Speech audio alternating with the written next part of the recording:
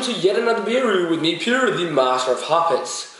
Today, we got a pretty special beer style. I really haven't reviewed at all on my channel. Yeah, not at all really. It's gonna be a goose, or as Americans say, Gueuze, I think they call it. But we call it goose in Denmark. I'm not sure if that's correct Belgian pronunciation, or Belgian Flanders. Yeah, Belgian pronunciation, but whatever. But it's gonna be the Gueuze Girardin Black Label. They do have another version, the white label, but I was able to get both, but currently I'm not.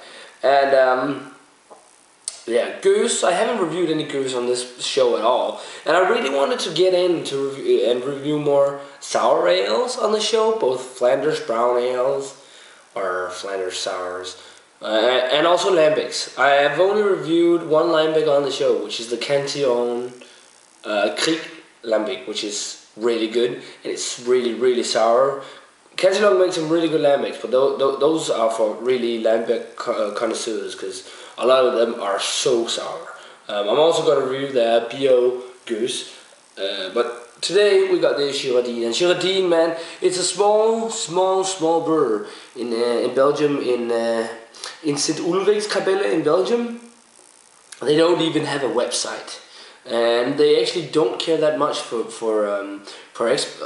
exporters distribution anywhere than locally. I mean, it's a very traditional small brewery. And yeah, Gueuze is a style of Lambic that is a blend of old and young Lambics. And as all Lambics do, it uses spontaneous fermentation, which means that they don't add yeast to the beer. Really, it is they open the windows at the brewery and then just let wild yeast strains flow in. I'm not sure if they do, but I know Cantillon does. Maybe they add like Brettanomyces or something. That's a wild yeast. I'm pretty sure this is brewed with Brett, so you should get some nice Brett characters out of this. But I haven't had a Gueuze. The last Gueuze I had was the Boon Gueuze Lambic, which was pretty good. But I haven't had the Gueuze Girardin before, and I've been told that this is a really good Gueuze. And it's also, if you're not too good, I've heard that it's pretty good if you're not too pretty new to Gueuzes. So I think this is going to be interesting to try. Gueuze beer is a lot can be kind of like sometimes like champagnes. That's also why I'm using a flute glass or a champagne glass, if you want to call it that. But I'm quite excited about this beer. I'm quite excited about trying and reviewing a Gueuze for this show. I've also got some Drie Fonteinen stuff for reviewing, but let's get this. I have no idea, by the way, what age this is. It says something with 2011 on here, so I'm kind of guessing it's a pretty old Gueuze.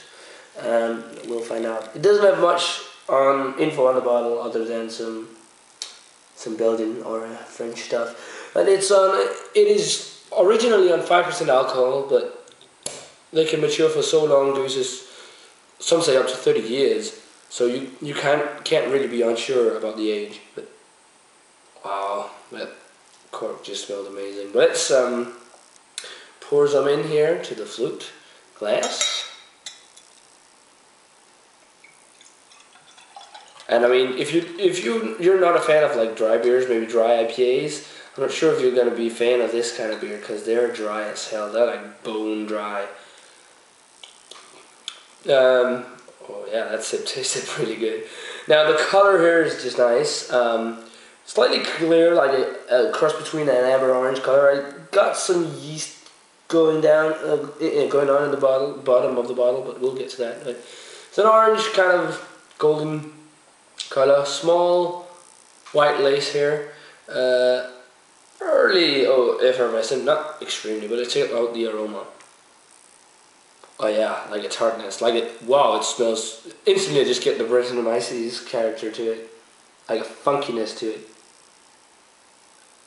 A lot of apple notes, like a tart green apple. Smells really sour, but also pretty fruity. Like that funky Brettanomyces character to it. Maybe some white grapes as well. Smells very fruity actually. It also got like a barnyard quality to it. like maybe hay or something.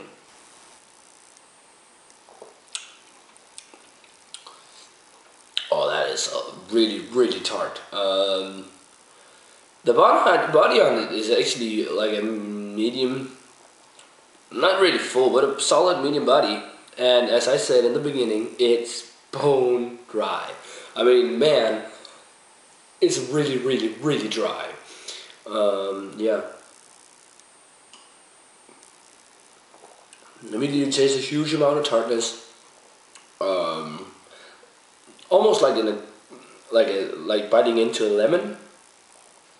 On top of that, you get a lot of green apple quality to it. Definitely some green apple. It kind of tastes like a dusty old taste as well.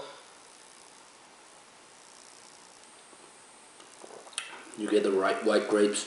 It's definitely got a Brettanomyces character, like a Belgian funkiness to it as well. The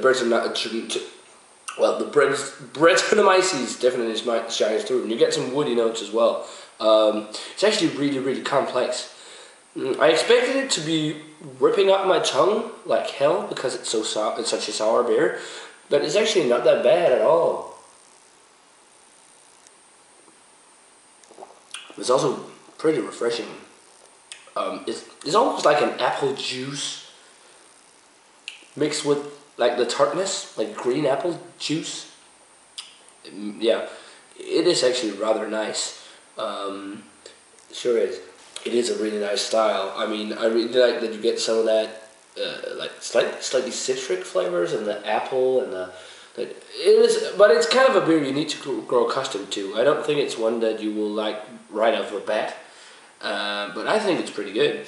And rating wise for the Gueuze Girardin Black Label,